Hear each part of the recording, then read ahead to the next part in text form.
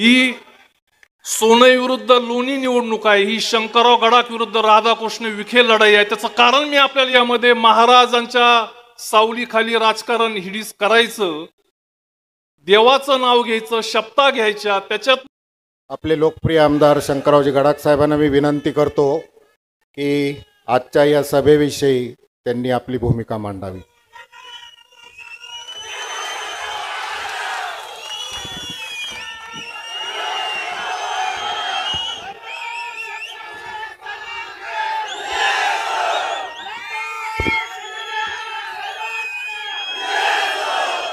आजच्या या विराट सभेकरता उपस्थित असलेले सर्व बंधार बंधू आणि भगिनींनो, सर्वप्रथम मी मनापासून तुमचे सर्वांचे मनपूर्वक आभार मानतो की एवढ्या मोठ्या अफाट संख्येने तुम्ही या सभेकरता उपस्थित राहिलात।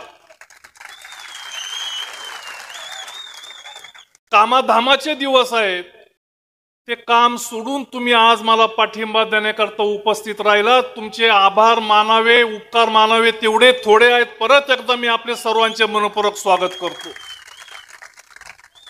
उद्धव साहेबांना थोडासा येण्याकरता उशीर होणार आहे, म्हणून आपण सभा सुरू करूयात।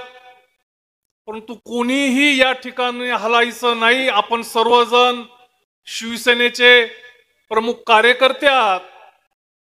ही विधानसभेची निवडणूक होऊ घातलेली आहे। 20 तारखेला आपल्याला मतदान करायचं आहे आणि उद्धव बाळासाहेब ठाकरे शिवसेनेच्या वतीने मी उमेदवार म्हणून तुमच्या सर्वांच्या पुढे उभा आहे। माझी या तालुक्यातल्या सगळ्या मतदारांना विनंती मी या निमित्ताने करू इच्छितो की मागच्या 5 वर्षापूर्वी अपक्ष म्हणून तुम्ही सर्वांनी मला आशीर्वाद दिलेत, निवडून दिलं, विधानसभेमध्ये पाठवलं। त्यावेळेस माझ्या मनात अजिबात शंका होती की मी मंत्री होईल की नाही म्हणून। मी सरळपणे ठरवलं होतं की प्रमुख भाजप पक्ष आहे, शिवसेनेचा भाजपला पाठिंबा आहे, काही झालं तरी भाजप आणि शिवसेनेचं सरकार येणार। शिवसेनेला पाठिंबा देऊन आपल्या तालुक्यातले जे महत्त्वाचे प्रश्न आहेत ते आपण या निमित्ताने सोडवूयात। या सरळ भावनेने मी फक्त शिवसेनेला पाठिंबा दिला, परंतु उद्धव साहेबांच्या मनात काय आलं ठाऊक नाही। मी मंत्रिपद मागितलं नाही असं नाही, परंतु माझ्या मनात अजिबात नव्हतं की आपल्याला मंत्रिपद भेटेल आणि तेही कॅबिनेट मंत्रिपद भेटेल म्हणून। त्यांच्या मनात काय आलं, त्यांनी मला थेट कॅबिनेट मंत्रिपद दिलं। अनेक मातब्बर नेते 20-20, 30-30 वर्षापासून शिवसेनेत काम करत असणारे त्यांना बाजूला सारून मला कॅबिनेट मंत्रिपद दिलं। मला दिलं म्हणजे ते तुम्हाला दिलं, तालुक्याला दिलं। त्यानिमित्ताने तालुक्यातले प्रश्न सोडवण्याकरता आपल्याला फार मोठी मदत झाली। दुर्दैवानं कोरोनाचा काळ आला, त्यानंतर झपाटून कामाला लागलो, जेवढं शक्य होईल तेवढं करण्याचा प्रयत्न केला आणि त्यातनंच नेवासा शहरामध्ये तुम्ही जर बघितलं तर फक्त 1 ते 1.5 वर्ष आपल्याला मिळालं कोरोना नंतरचं। नेवासा शहराचा चेहरा मोहरा बदलण्याचं काम आपण त्या 1.5 वर्षामध्ये करण्याचा प्रयत्न केलेला आहे। सगळे प्रमुख रस्ते हे आपण पूर्ण केले, गल्ल्या गल्ल्यामध्ये चांगलं काम केलं, बाकीचे अनेक गोष्टी केल्या। आज नेवासा शहरामध्ये तुम्ही जर गेलं तर नेवासा शहराचा चेहरा मोहरा हा बदललेला आहे। अजूनही अनेक गोष्टी करायच्या होत्या। विशेषतः नेवासा शहरामध्ये कोर्टाची इमारत ती मंजूर करून घेतली, या सरकारने ती इमारत थांबवली, निधी थांबवला। 2 वर्षापूर्वीच ती इमारतीची मंजुरी मिळवली, परंतु या सरकारने निधी दिला नाही, त्यामुळे आज ती कोर्टाची इमारत रखडलेली आहे। सगळ्यात महत्त्वाचा नेवासा शहराचा पाणी प्रश्न, पाणी योजना 30 ते 33 कोटी रुपयाची मंजूर केली। मंजूर केलेली पाणी योजना सरकार बदलल्यानंतर फक्त काही तांत्रिक अडचणीमुळे मुख्यमंत्र्याच्या टेबलवरती 2.5 वर्ष झाली तशीच पडून आहे। त्यांच्या जवळच्या माणसाने मला निरोप पाठवला की तुम्ही इकडे या, पाणी योजना मंजूर करून घ्या, तुम्हाला बाकीचं काय लागतं हे अनेक वेळा मी बोललोय, ते आम्ही तुम्हाला देऊ, परंतु तुम्ही जर आला नाही तर पाणी योजना मंजूर होणार नाही। ती जशीच्या तशी ठेवली गेलेली आहे। बाकीच्या रस्त्याच्या बाबतीमध्ये देखील मी आपल्याशी अनेक वेळा बोललोय. काही नवीन कार्यकर्ते आले असतील, मतदार आले असतील, त्यांना या निमित्ताने सांगू इच्छितो की तुमची जी नाराजी रस्त्याच्या विषयी आहे, विजेचे जे ट्रान्सफॉर्मर असतील किंवा वीज सुरळीत मिळत नाही त्याकरता तुमची जी नाराजी असेल, मुळा धरणाचं पाणी 1 महिन्यामध्येच रोटेशन पूर्ण 4ही तालुक्याचं झालं पाहिजे, त्या बाबतीत लिकेजेस होतात, उशिरा पाणी सुटतं, त्या बाबतीत तुमची जी मागणी असेल, हे सगळे प्रश्न उद्धव साहेब मुख्यमंत्री असताना, मी कॅबिनेट मंत्री असताना मंजूर करून घेण्यात आलेले होते. परंतु सगळ्या प्रश्नांना यांनी स्टे लावला, सगळ्या प्रकल्पाला यांनी स्टे लावला. आणि मी घोंगडी बैठकामध्ये तुमच्याकडे, तुमच्या घराघरामध्ये आलो, वाडी वस्त्यावरती आलो, त्यावेळेस मी हेच सांगितलं की मी काही पाप केलेलं नाही. तुमचे जे प्रश्न होते रस्त्याचे, विजेचे, ते प्रश्न मी शासनाकडे मांडले, ते मंजूर करून घेतले. परंतु या शासनाने केवळ राजकीय हेतूने ते जर थांबवले असतील तर तुम्ही मला दोष देऊ नका. मी सांगितलं, काही कार्यकर्त्यांना सांगितलं, मी जर त्या गाडीत बसलो असतो तर हे सगळे प्रश्न सुटले असते, कदाचित मंत्री राहिलो असतो. काही कार्यकर्ते म्हणले की तुम्ही का गेला नाही, परंतु मला माझं कपाळ काळं करून घ्यायचं नव्हतं. आणि मला स्वाभिमान आहे की हे सगळं तुम्ही समजावून घेतलं. आणि आज जनसागर इथे त्याला पाठिंबा द्यायला आला. याच्यातनंच लक्षात आलं की मी जो निर्णय घेतला तो योग्य होता. मला आपल्या सर्वांना आवर्जून सांगायचं, नेवासा शहरामध्ये उद्धव साहेब त्यांच्या भाषणामध्ये बोलतील, सतत हिंदू मुस्लिम असं राजकारण नेवासा शहरामध्ये केलं जातं. मला नेवासा शहरातल्या मतदारांना सांगायचंय की कधी काही आणीबाणी लागली आणि त्या आणीबाणीमध्ये तुम्हाला त्रास झाला म्हणून तुम्ही गडा कुटुंबियांना जर बाजूला जात असाल तर हे योग्य नाही. सतत नेवासा शहरामध्ये सगळ्या जातीपातीला एकत्रित येऊन पुढे नेण्याचं काम करण्याचा प्रयत्न आदरणीय गडाख साहेबांनी केला. कैलासवासी मारुतरावजी घुले पाटील असतील, नरेंद्र पाटील असतील, मी देखील असेल, तो करण्याचा प्रयत्न करतो. शहरातल्या त्या मतदारांना मी विनंती करू इच्छितो की कधीतरी आमच्या प्रयत्नाला साथ द्या. अनेक छोट्या मोठ्या गोष्टी करण्याचा प्रयत्न आम्ही करतो. शहरामध्ये मुनी राजाची यात्रा 5 वर्षापूर्वीची बघा आणि या अलीकडच्या 2 वर्षाची बघा. सगळ्या समाजाला एकत्रित घेऊन जे जे शक्य आहे ते करण्याचा प्रयत्न केला. फार बडेजाव न करता हळूच बाजूला व्हायचं, तुम्हाला तुमच्या हातामध्ये ते द्यायचं. छोटासा कुस्त्याचा हगामा असेल, बाकीचे मनोरंजनाचे कार्यक्रम असतील, हेतू एकच आहे की शहरामध्ये शांतता लाभावी, हिंदू मुस्लिम होऊन कोणाचे घर जळू नये, तरुणांना त्रास होऊ नये. आणि या गोष्टी करता नेवासा शहरातल्या मतदारांना माझी हात जोडून विनंती आहे की निवडणुका येतील जातील, बाहेरचे कोणी येणार नाही, ना श्रीरामपूरचे येणार, ना लोणीचे येणार, ना मुंबईचे येणार. येऊन फक्त जाळ टाकून जातील. विझवण्याचं काम करण्याचा प्रयत्न मी करतोय, त्याला साथ द्या. नेवासा शहराचा चेहरा मोहरा बदलल्याशिवाय मी स्वस्थ बसणार नाही. तुमची जर साथ नसेल तर मी काहीच करू शकणार नाही. मी नेहमी बोलत आलेलो आहे की विकासाला मनापासून साथ जर दिली तरच तो विकास दिसतो, त्याचा फायदा होतो.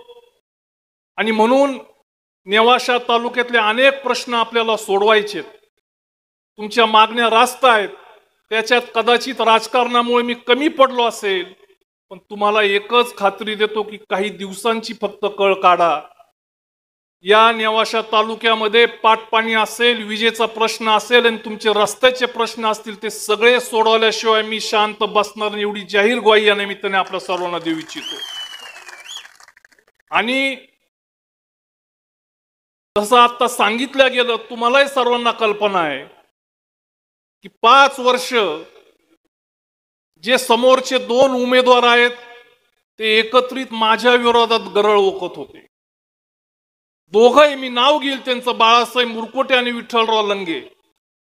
या दोघांनाही राजकीय जन्म आदरणीय गडाख साहेबांनी दिला आणि साथ मी दिली. बाळासाहेब मुरकोट्यांना मार्केट कमिटीचं संचालक केलं, त्यांच्याकरता दारोदार फिरलो. चेअरमन केलं, तालुका काँग्रेसचा अध्यक्ष त्यावेळेस केलं. आणि विठ्ठलराव तर काय आमचे भाऊच आहेत.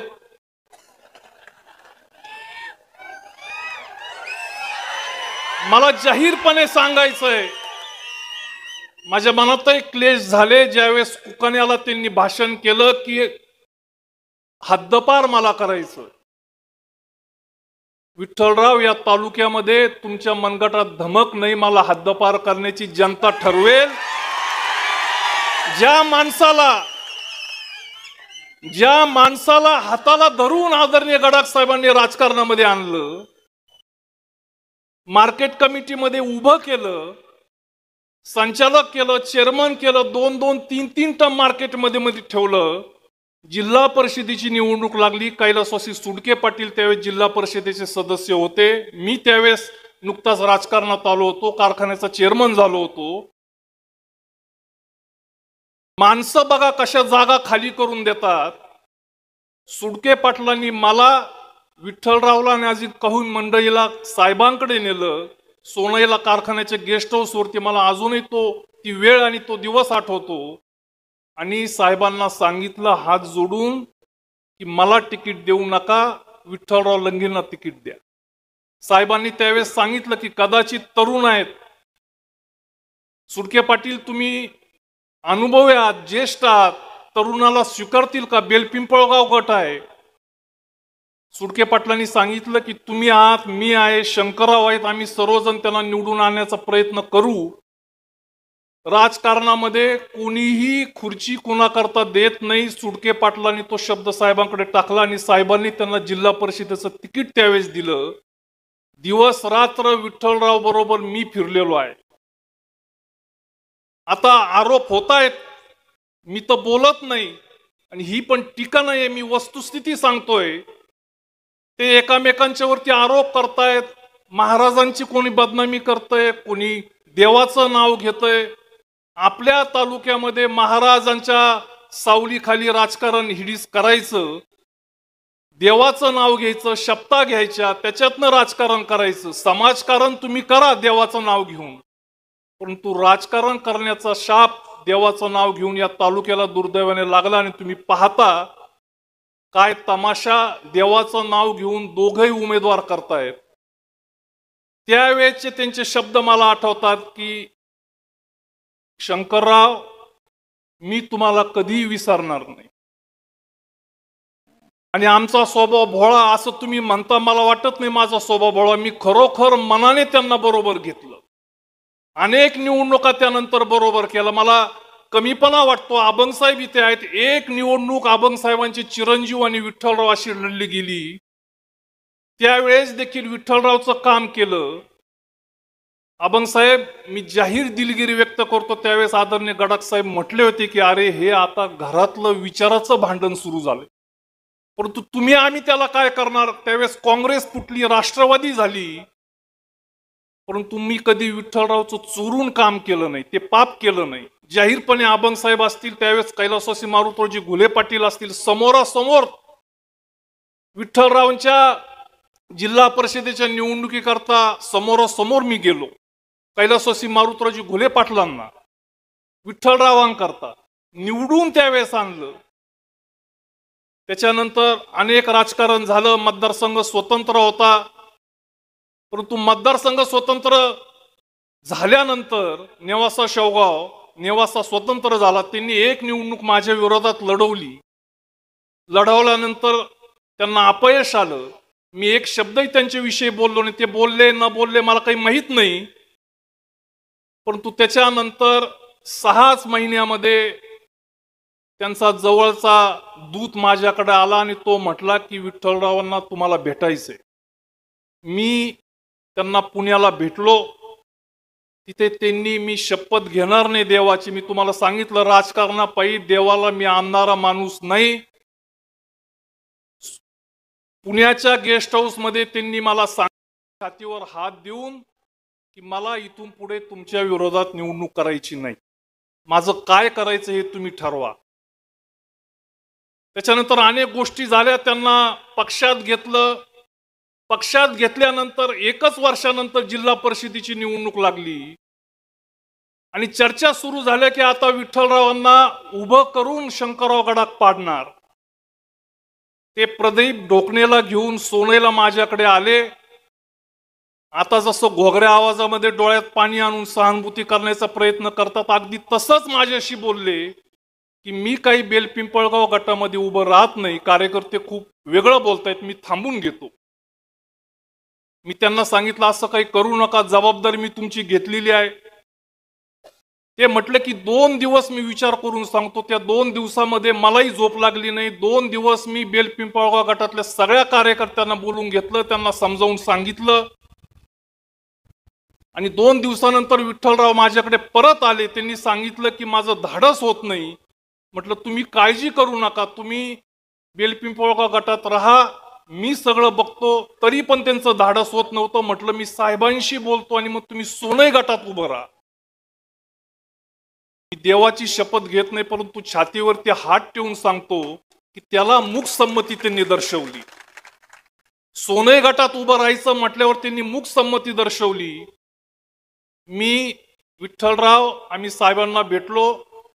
साहेबांनी सांगितलं हे अजिबात चालणार नाही, सोनई गटात तुम्हाला उभं राहता येणार नाही, बेलपिंपळगाव गटातच तुम्ही उभं राहा. तुमचा पराभव झाला तर तो शंकररावचा आणि माझा पराभव असेल. तिथेच राजकीय कार्यकर्त्यांनी निर्णय घेतला पाहिजे, धाडसाने पुढे गेलं पाहिजे. तिथे त्यांना उभं केलं. परत एकदा छातीवर हात ठेवून सांगतो की 1 रुपये खर्च त्यांना येऊ दिला नाही. मला हे त्यांनी बोलायला आज भाग पाडलेला आहे. अनेक गोष्टी आहेत, परंतु मी फक्त जी वस्तुस्थिती आहे ती सांगतो, मी टीका अजिबात करत नाही. असे माणूस आज फक्त विधानसभेला उभं राहत आहेत माझ्या विरोधात, म्हणून अशा पद्धतीने जर टीका करायला लागले, विषारी टीका करायला लागले, मी एक विचार करतो, हे 2 जण यांना काय नाही ते दिलं. पायात बळ आल्यानंतर हे पाया आमच्या डोक्यावरती ठेवायला लागले. राजकारणाचा तो गुणधर्म असेल, परंतु फक्त विचार करा की या दोघांना कदाचित अपक्ष आमदार म्हणून निवडून दिलंय आणि सगळे पक्ष फुटलेत आणि यांनी निष्ठा दाखवली असती का? मलाही अनेक जणांनी या निवडणुकीत वेगवेगळ्या पक्षांनी हात पसरले होते की तुम्ही या, तुम्ही बाकीची काळजी करू नका, तुम्हाला काय वाटेल ते देऊ. तो वेगळा भाग आहे, मी माझंच फक्त सांगत नाही, पण तुम्ही विचार करतो की ही मंडळी जर माझ्या जागी जर असती, जी भाजपमध्ये गेली, काँग्रेसमध्ये होती, नंतर राष्ट्रवादीमध्ये राहिली, नंतर अजितदादाच्या राष्ट्रवादीकडे गेली, सगळे पक्ष फिरून परत दोघांमध्ये एकमत न होता एक जण शिंदे गटातनं उभा राहतोय, एक जण अपक्ष उभा राहतोय बच्चू कडूंच्या पक्षातनं. मागचं जे आपलं चिन्ह आहे तेच घेऊन, बच्चू कडू माझे मित्र. अशा पद्धतीने कुठलाही विचार नाही, कुठल्याही पक्षाशी निष्ठा नाही, अशा लोकांच्या बरोबर आपली लढत आहे. मला अजून एक उदाहरण विठ्ठलरावचं आठवतं. मागच्या वेळेस मी अपक्ष उभं राहिल्यानंतर त्यांच्या घरी गेलो. त्यांना मी स्पष्ट सांगितलं की विठ्ठलराव, मी फक्त आमदार होतोय, 2रं नंबरचं पद हे तुमच्याकडेच राहणार आहे. शेवटी आदरणीय गडाख साहेबांनी तुम्हाला भाऊ मानलंय, मुलगा मानलाय, मी तुम्हाला भाऊ मानलंय. अंतर ठेवू नका.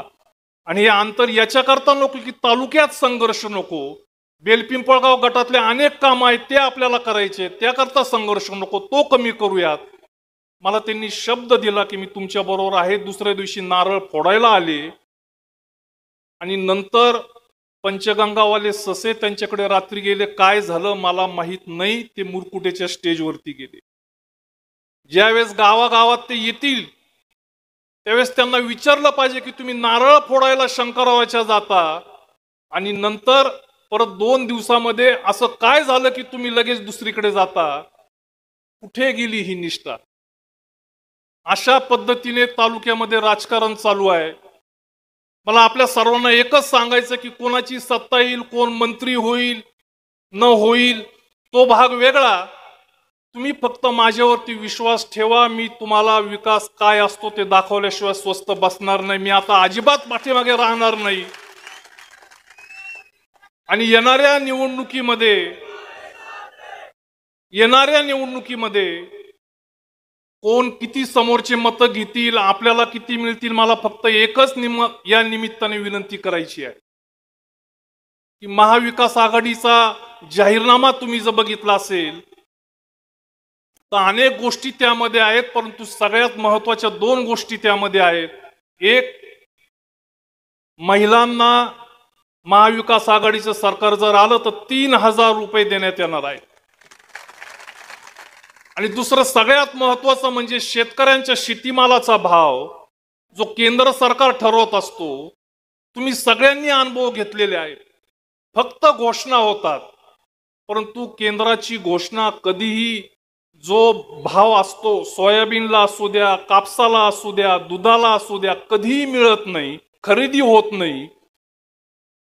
पीक विमा 5 वर्ष आपण ओरडतोय, विशेषतः या 2.5 वर्षामध्ये 3 वर्षामध्ये 1 रुपयाचा पीक विमा आला नाही. फक्त शेवटच्या महिन्यामध्ये काही जणांना पीक विमा दिला गेला. अशा पद्धतीने तालुक्याला आळं मारायचं, निधी द्यायचा नाही. त्यामुळे जो शेतकरी अडचणी सापडतो, घोषणा फक्त होतात पण त्याची अंमलबजावणी नेवाशा तालुक्यामध्ये होत नाही, अडवणूक केली जाते. मला आपल्याला या निमित्ताने सांगायचं की मला फक्त विधानसभेमध्ये पाठवा, शेतकऱ्यांना कर्जमाफी करण्याकरता ती आमदार मी पणाला लावेल.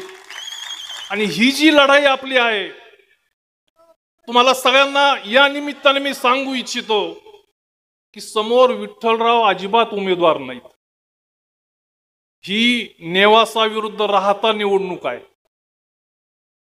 ही सोनई विरुद्ध लोणी निवडणूक आहे. ही शंकरराव गडाख विरुद्ध राधाकृष्ण विखे लढाई आहे. त्याचं कारण मी आपल्याला या निमित्ताने सांगू इच्छितो की विखे पालकमंत्री झाल्यानंतर प्रत्येक आमदाराला, प्रत्येक तालुक्याला किमान 20 ते 25 कोटी रुपये लोकसंख्येच्या आधारे निधी दिला जात असतो.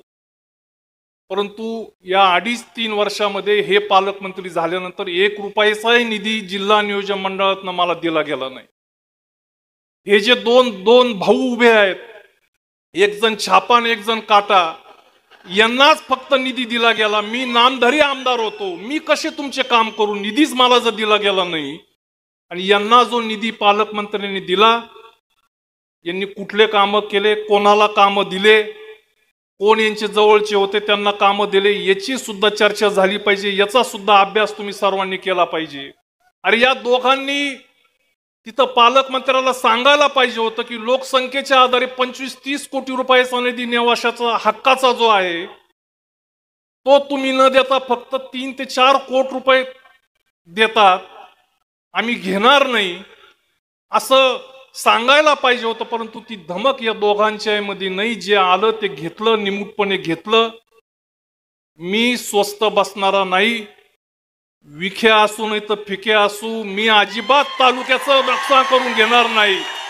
अशा पद्धतीने तालुक्यावरती जर अन्याय होत असेल तर तो सहन केला जाणार नाही. हा जाहीर इशारा या निमित्ताने मी देऊ इच्छितो.